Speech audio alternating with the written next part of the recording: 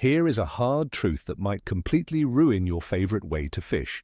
You just spent $30 on a high-tech, super loud, heavily rattling lure because the guy at the tackle shop promised it rings the dinner bell for every giant fish in the lake.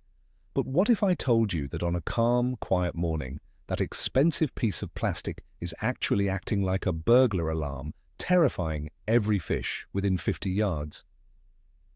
Welcome back to the channel. Today, we are tearing down one of the oldest myths in fishing.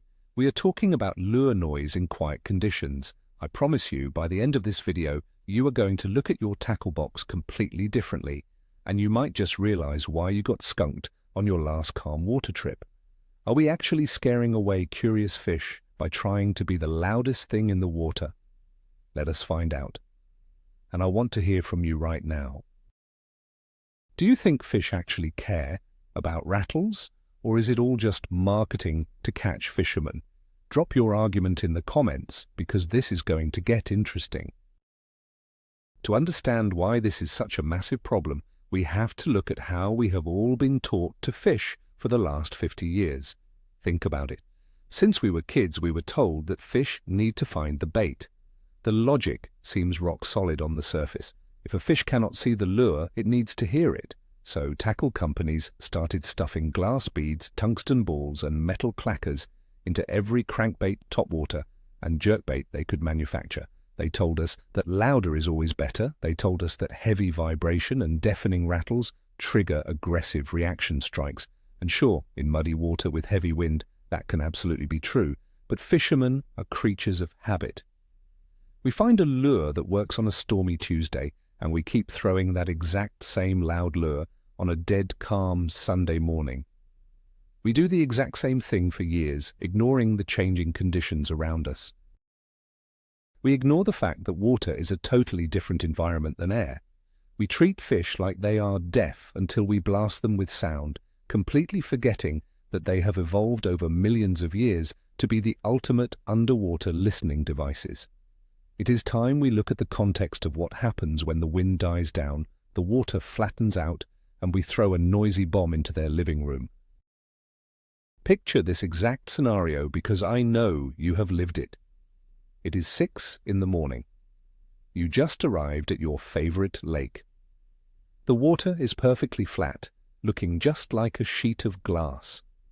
There is a light mist rolling off the surface, and everything is completely dead silent. You can hear a bird chirping from 300 yards away. You tie on your favorite, brightest, loudest, rattling crankbait because you want to wake up the big ones. You make a massive cast. The lure hits the water with a huge splash, and you start cranking. The rod tip is vibrating, the rattles are screaming, and you are ready for a monster strike. But nothing happens. 10 casts later, still nothing. 20 casts later, you are frustrated. You might be thinking the fish just are not biting today. But what if I told you that they were biting, but you completely terrified them before the lure even got within 10 feet of them? In those super quiet, perfectly calm conditions, that loud lure is not a dinner bell. It is an intruder alarm going off in a library. When the environment is that peaceful, a sudden, aggressive noise does not make a fish curious. It puts them instantly on the defensive. They hunker down, lock their jaws, and wait for the perceived threat to leave the area. To really understand the mistake we are making, we have to talk about how sound actually travels underwater. We are used to how sound works in the air up here on the bank. If someone shakes a rattle 100 feet away from you, it sounds pretty quiet. But water is incredibly dense. Because of that density, sound travels almost 5 times faster underwater than it does through the air.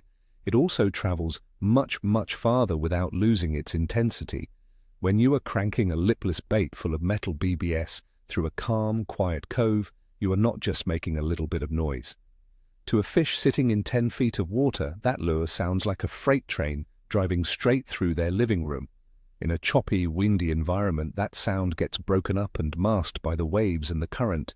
But when the water is perfectly still, there is zero background noise to hide the mechanical clanking of your bait. It is unnatural, it is overpowering, and instead of drawing fish in, it overwhelms their senses and pushes them away.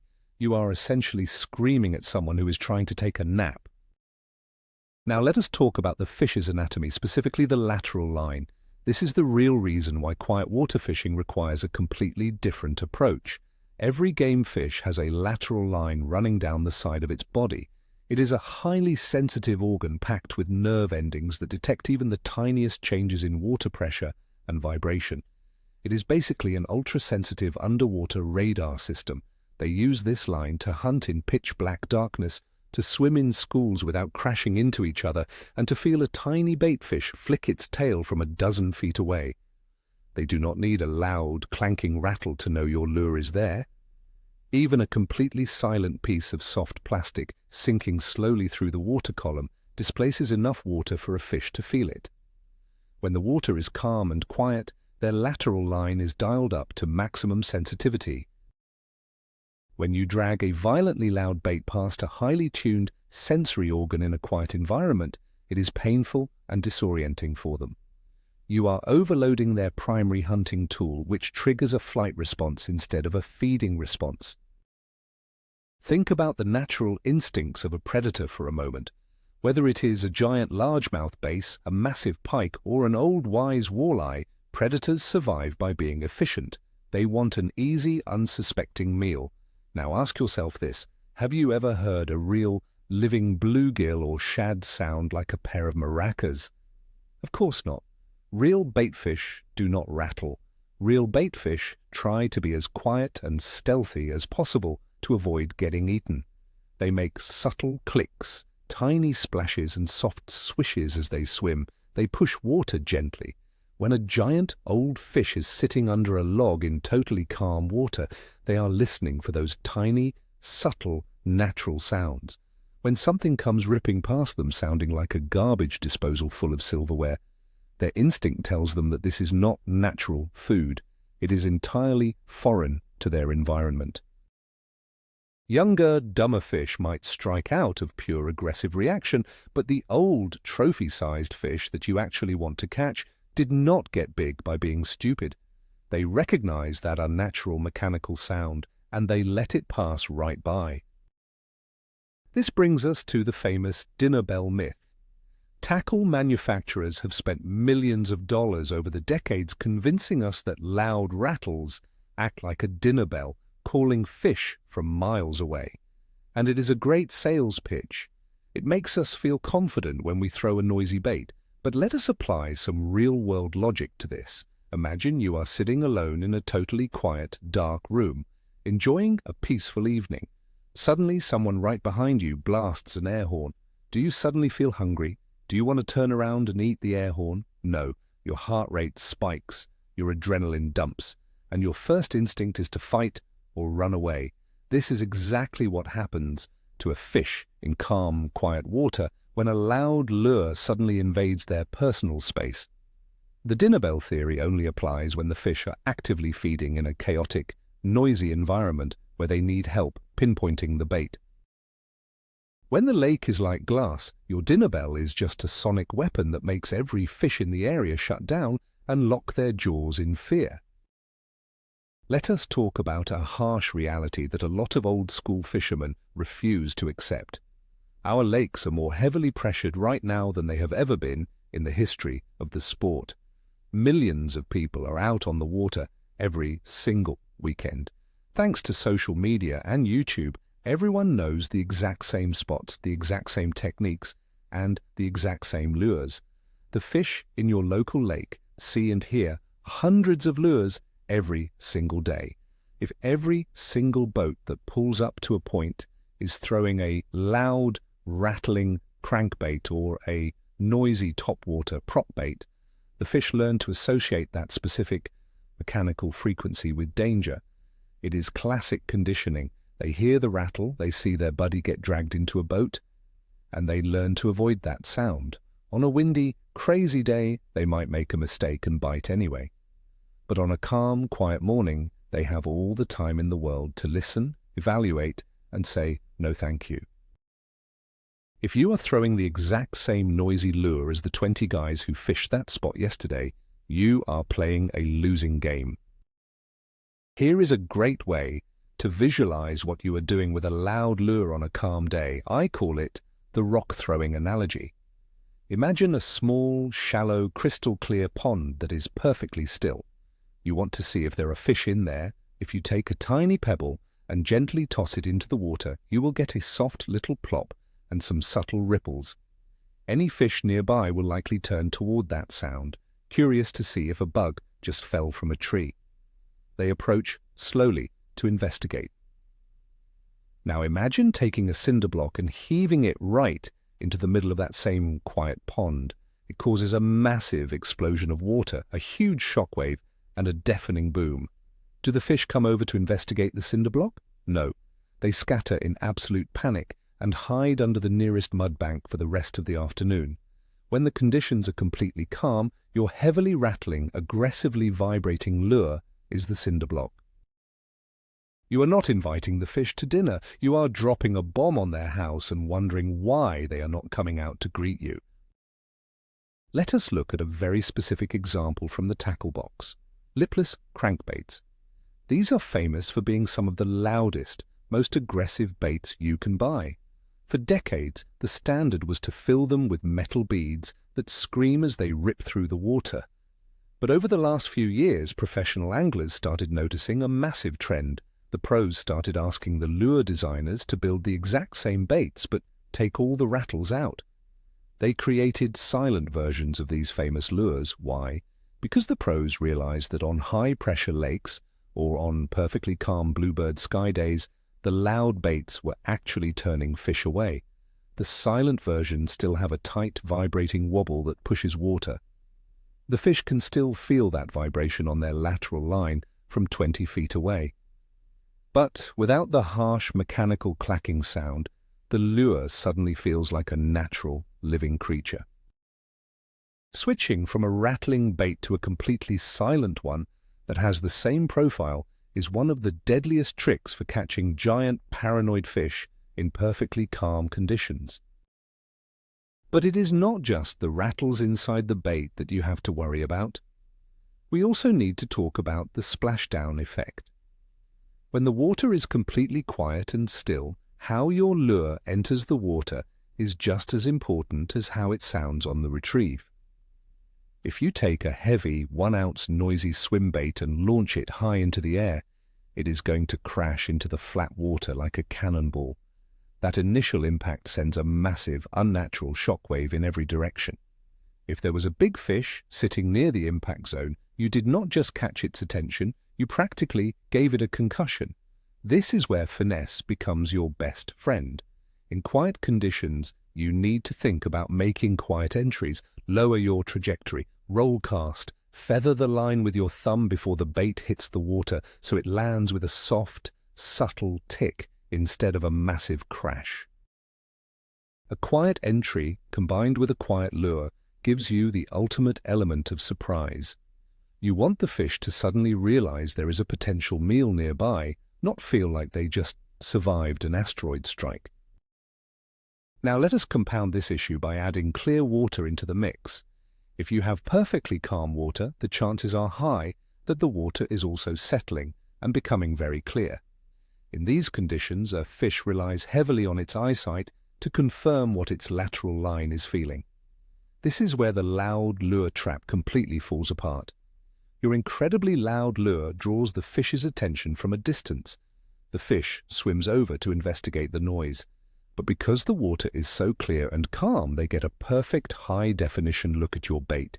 They see the treble hooks hanging off the bottom, they see the unnatural paint job, they see the plastic lip. The loud noise raised their suspicion, and their perfect vision confirmed that it is a fake.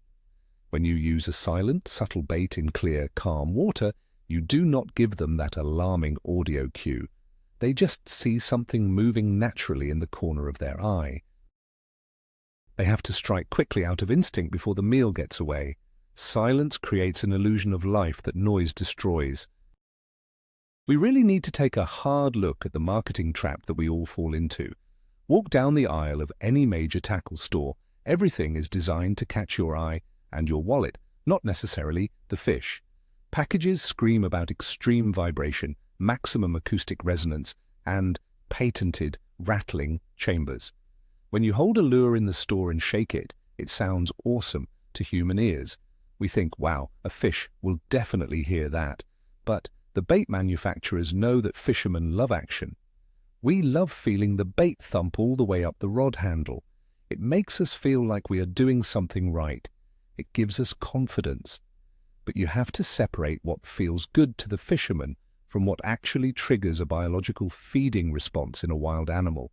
The fish do not care about the patented acoustic technology. In a quiet, serene, underwater environment, all that fancy marketing technology is just annoying noise pollution. Learning to fish quietly means letting go of the comfort of feeling that heavy thump in your rod and trusting that the fish knows it is there. So how do we break this destructive habit? It requires a complete change in your mindset before you even make your first cast. Most guys get out of the truck, walk down to the bank or launch the boat, and immediately grab their confidence bait. Usually that confidence bait is something loud and fast to cover water. But you have to stop doing this on calm days. You need to read the water first. Is there wind? Is there chop on the surface? If the answer is no, you must start stealthy. It is always easier to start quiet and switch to something louder later if you need to, than to start loud and instantly spook every fish in the cove. If you bomb a quiet area with a loud rattle trap for 20 minutes and scare everything away, you cannot undo that damage by switching to a quiet worm later. The area is already burned. The fish are already on high alert. Start with the most natural, silent presentation you have. Work the area completely. Only after you have exhausted the stealth approach should you even think about picking up something that makes noise. If we are taking rattles out of the equation, what should we be using? This is where soft plastics become the ultimate stealth weapon in dead calm water. Think about a simple, weightless stick bait like a Senko. It has absolutely no rattles, it has no spinning metal blades, it has no loud clacking joints. When you cast it out, it enters the water with a tiny, natural plop. As it sinks, it displaces just enough water to create a subtle, low-frequency vibration.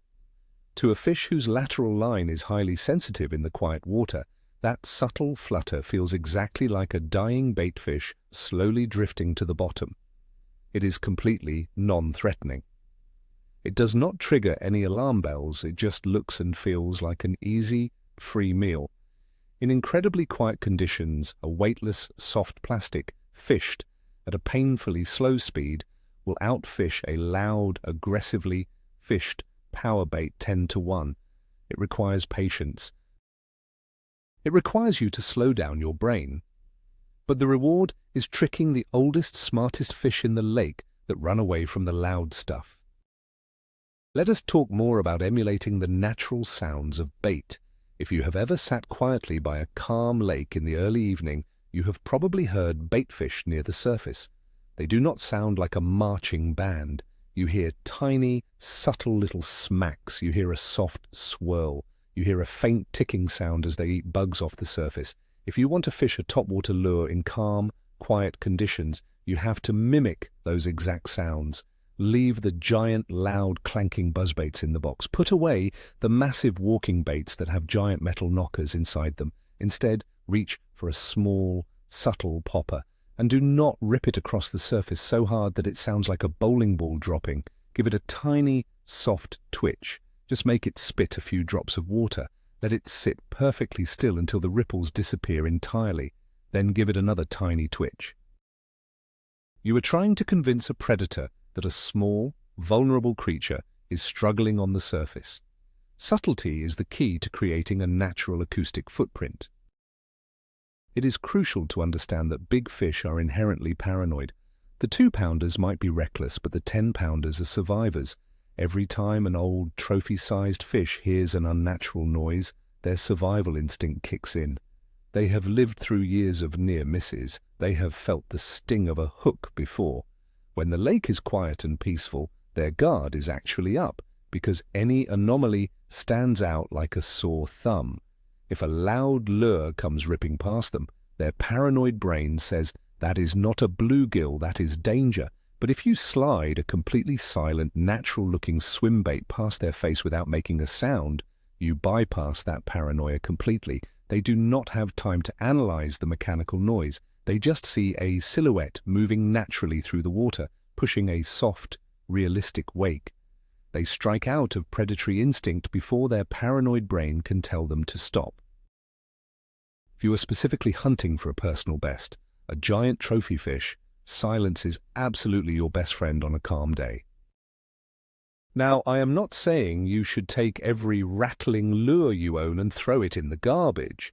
There is a time and a place for loud baits, and understanding the contrast is what makes you a great fisherman. Wind is the great equalizer. When the wind starts howling, everything changes. The surface of the water gets chopped up. Waves are crashing against the rocks, the water gets stirred up and murky. The natural underwater environment becomes incredibly noisy and chaotic. In those specific conditions, a fish's lateral line is overwhelmed by the natural noise of the storm. They literally cannot find your silent, soft plastic in the chaos. That is exactly when you reach for the loudest, most obnoxious, rattling lure in your box. The loud rattle cuts through the chaotic background noise and helps the fish zero in on the target. But the mistake we make is not recognizing when that wind dies down. The minute the lake goes flat and quiet again, you have to put that loud lure away immediately and go back to stealth mode. What if you are fishing in quiet water, but you still need a moving bait to cover ground? You do not have the patience to drag a plastic worm all day. The answer is to focus on subtle vibration instead of hard acoustic noise. You want a lure that pushes water without clanking. A great example is a spinnerbait with smooth willow leaf blades. As long as the blades are turning smoothly and not clacking against the wireframe, a spinnerbait is actually remarkably quiet. It creates a heavy thump in the water that a fish can feel from very far away, but it does not produce that harsh, high-pitched rattle. A silent square-bill crankbait made of balsa wood or silent plastic is another amazing tool. It has a heavy, aggressive wobble that displaces a ton of water, mimicking a fleeing baitfish perfectly, but it sneaks through the water without making a sound. You get all the benefits of a reaction bait without the terrifying acoustic alarms that ruin the spot. One of the best ways to know if your lure is too loud is to learn how to read the fish's body language. If you are fishing clear, quiet water, pay very close attention to what happens right behind your lure as it gets close to the boat or the bank. Do you see fish following the bait but they refuse to bite? Do they shadow the lure for 20 feet, getting right up behind it, but then suddenly turn away violently at the last possible second? That behavior is a massive red flag. When a fish follows your bait that far, they are interested, but something is holding them back. In highly quiet conditions, that something is almost always the noise. The closer they get to the rattling lure, the more overwhelmingly loud and unnatural it becomes to their lateral line. It becomes physically uncomfortable for them to get close enough to bite it. If you see a fish follow and turn away, immediately cut off that loud bait. Tie on a totally silent, subtle presentation, throw it right back to that exact same spot, and watch how much faster they commit to eating it. Fishing quietly requires a lot of mental discipline. It honestly feels weird when you are first trying to do it. We are so conditioned to want feedback from our equipment. When we throw a loud chatterbait or a vibrating jig, we feel the resistance. We hear the blade. We feel like we are actively hunting. When you tie on a silent swim bait or a weightless worm, your rod feels dead. You do not feel the vibration. You do not hear anything. Your brain starts telling you that the lure is not doing anything down there and that the fish will never find it. You have to overcome that psychological barrier. You have to trust that the fish's senses are millions of times more adapted to the water than yours are. They do not need your help to find the bait. They know exactly where it is. Having the confidence to fish quietly, to trust the subtle approach, and to embrace the dead feeling of a silent lure is what separates average weekend anglers from the guys who consistently pull giant, highly pressured fish out of glass, calm water. So here is my ultimate challenge for you on your very next fishing trip. I want you to look at the weather forecast. If you are heading out to the lake and the wind is completely dead and the water looks like a mirror, I want you to try an experiment. Leave the loud rattling crankbaits in the tackle box. Do not even tie one on. Commit the first 2 hours of your morning entirely to stealth. Use weightless plastics. Use totally silent crankbaits. Make soft, quiet casts. Try to enter the water with as little splash as humanly possible. Move slowly. Think like a hunter stalking prey in a silent forest. I guarantee you will be absolutely shocked by how many more bites you get, and more importantly, the size of the fish that are willing to bite. You will quickly realize that you haven't been dealing with inactive fish all these years. You have just been blowing the siren and scaring them all away before they even had a chance to bite. Silence is deadly, my friends. It is time to start using it. Let us wrap this all up. The biggest turning point in any fisherman's journey is the moment you realize that you might be the reason the fish are not biting. In dead calm, quiet water, sound travels incredibly fast and hits like a sledgehammer. By throwing loud, aggressively rattling baits into a perfectly silent environment, you are not ringing a dinner bell. You are overloading a fish's highly sensitive lateral line, triggering their survival instinct, and warning every big, educated fish in the area that a fake piece of plastic is coming their way. Switching to silent, subtle presentations like soft plastics, quiet swim baits, and stealthy topwaters completely changes the game. It turns you from an annoying intruder into a deadly, natural presentation. You stop terrifying them and you start tricking them.